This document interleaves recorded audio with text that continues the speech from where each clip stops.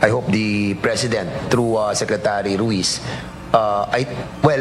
hindi na natin kaya ngayong 19th Congress, but I think the President must certify urgent yung mga bills that that the 20th Congress will be filing.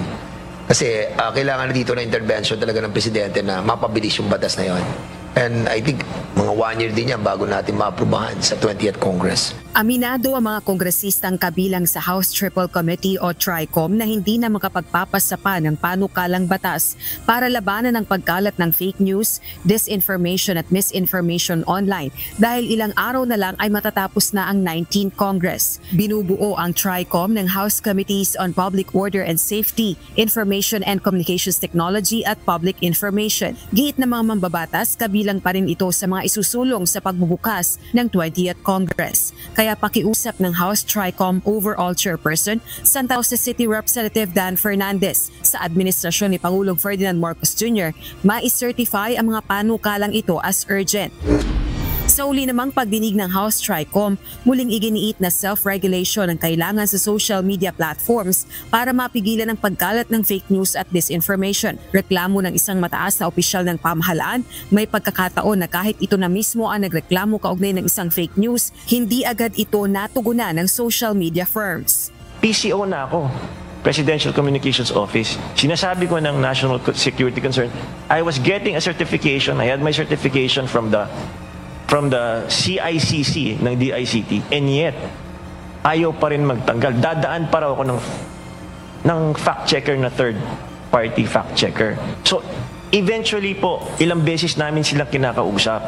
Sabi namin, hindi kayo dito naka-base, hindi pa kayo nagbabayad ng buwis, and yet you don't regulate or stop fake news here in the Philippines. Sino po ba ang may primordial responsibility ng fact-checking? Mr. Chair, with due respect to the platforms, dapat sila. Kasi kumikita po sila ng pera pa sa platform na yan. At saka, isa na sila sa mga pinakamayayaman na kumpanya sa mundo eh.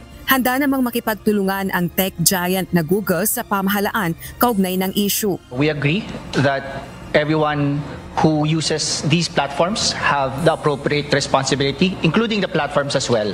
So, Mr. Chair, for things that are within the control of the platform, we would take accountability for that.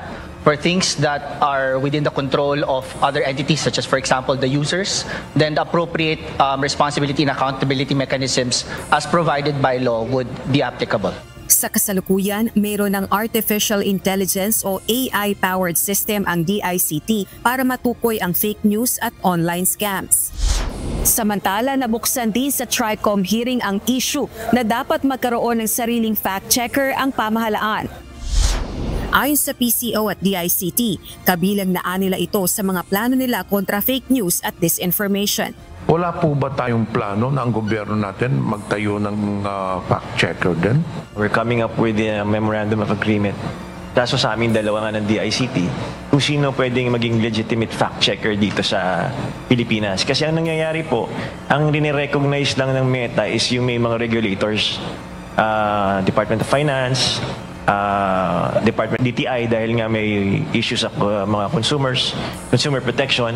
Bukod dito, muli ring nabanggit sa pagdinig ng TRICOM ang panukalang pagpapatupad ng congressional franchise sa social media platforms bago makapag-operate sa bansa. Inaasahang ito-terminate na ang pagdinig ng TRICOM at ipepresenta ang committee report sa plenaryo ng Kamara bago mag-Senate Day adjournment ang 19th Congress sa susunod na linggo. Rosa Licoz, UNTV News and Rescue. Diyos ang aming sandigan, serbisyo publiko ang aming pinahahalagahan.